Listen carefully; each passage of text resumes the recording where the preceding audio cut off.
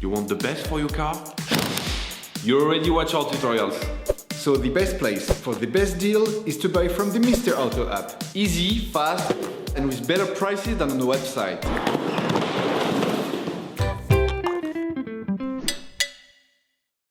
You will find the TRW inner and outer tie rods used in the video through the link in the description. Turn your engine off and pull up the handbrake. Loosen the stud bolts on the front wheels. To be able to change the inner and outer tie rods on your vehicle, you must remove the wheel to gain complete access to the steering system. Lift the front of the vehicle. Place the vehicle on the axle stands. We strongly suggest watching the tutorial, raising your vehicle safely before carrying out this step. Don't forget to slide the wheels under the vehicle. You can now see the outer tie rod end. As the components to be removed are very often seized up, don't hesitate to brush and to use penetrating oil to facilitate the operation.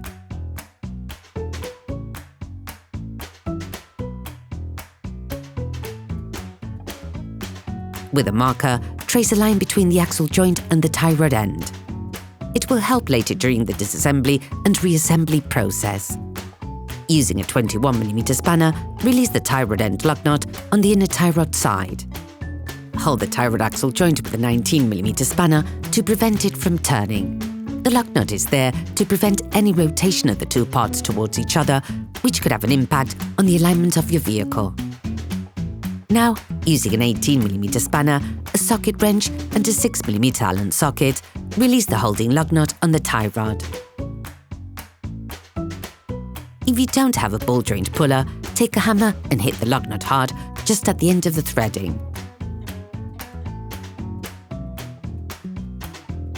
The ball joint should move away from the pivot. Only tap on the tie rod end pivot if you're changing the tie rod end, otherwise you risk damaging the threading.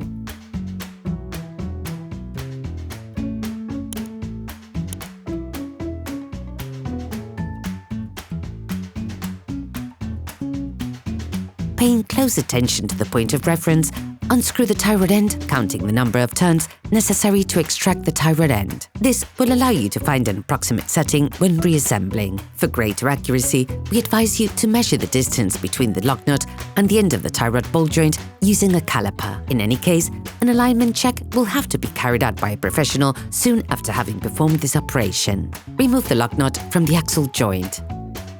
With pliers, remove the external metallic clip on the protective sleeve on the tie rod axle joint. With a cutter, cut the external part of the sleeve so that you can remove it. With a flathead screwdriver, remove the internal metallic clip on the sleeve.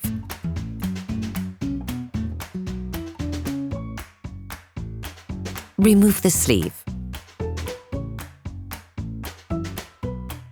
Using a tie rod ironer extractor, a specific tool for carrying out this job, you can now loosen everything without difficulty.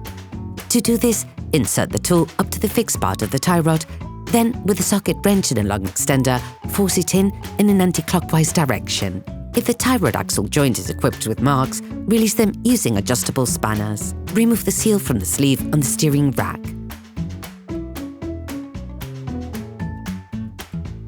All parts used in this tutorial are supplied by our trusted partners. These partners also help us create as many video tutorials as possible. Check them out in the description below. You will find the TRW parts and products used in the video in the link in the description. Have the new gasket ready. Install the new seal on the steering rack.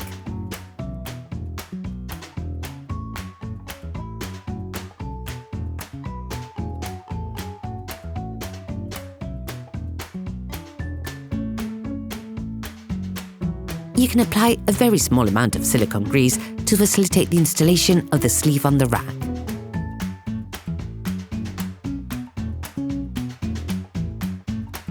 Take the new axle joint and unscrew the lock nut provided with it.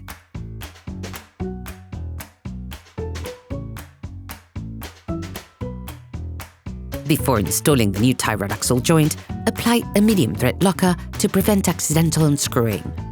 Put the tie rod axle joint back on the steering rack. Still using the same tool or using an adjustable spanner, block the tie rod axle joint, but in a clockwise direction this time. Finish off the tightening with a torque wrench. Then remove the tool. Take the new sleeve. Put the internal clip back on.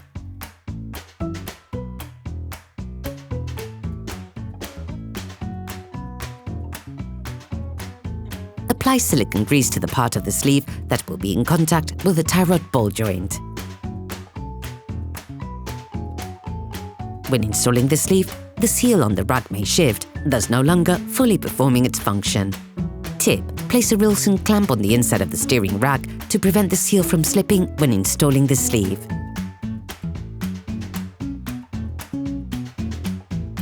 Then install the sleeve.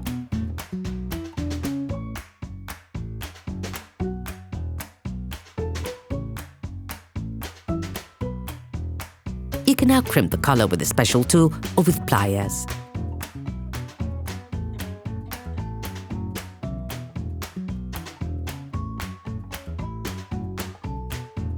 Using a cutter knife, remove the Wilson clamp.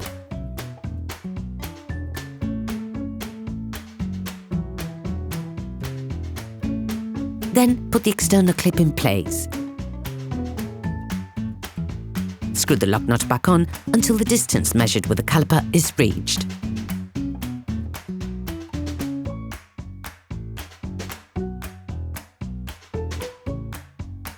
Take the new tie rod end and unscrew the lock nut supplied with it. Then remove the plastic protection. Put the tie rod end back in place until it touches the lock nut.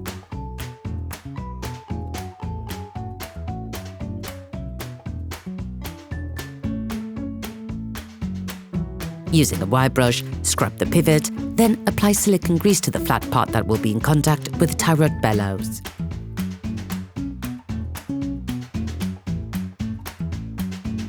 Replace the ball joint in the pivot. Put the lock nut supplied with the new part in place and tighten it using a 19mm wrench, a socket wrench and a 6mm Allen socket. Finish off the tightening with a torque wrench. Finalize the tightening of the lock nut using a 21mm spanner while holding the inner tie rod using a 19mm spanner to avoid damaging the tie rod end.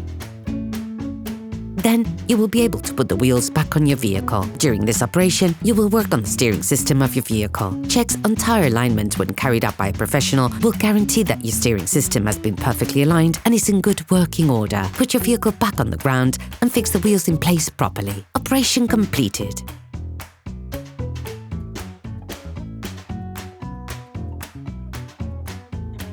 Hi, it's Theo from Usetool. I hope this video has helped you a lot in your car maintenance. We would be super grateful if you could spread the word so that we can produce even more tutorials. Simply give us a like, a comment, and hit that subscribe button. It really helps us boost the channel and help the whole community. Thanks a lot and have a great one.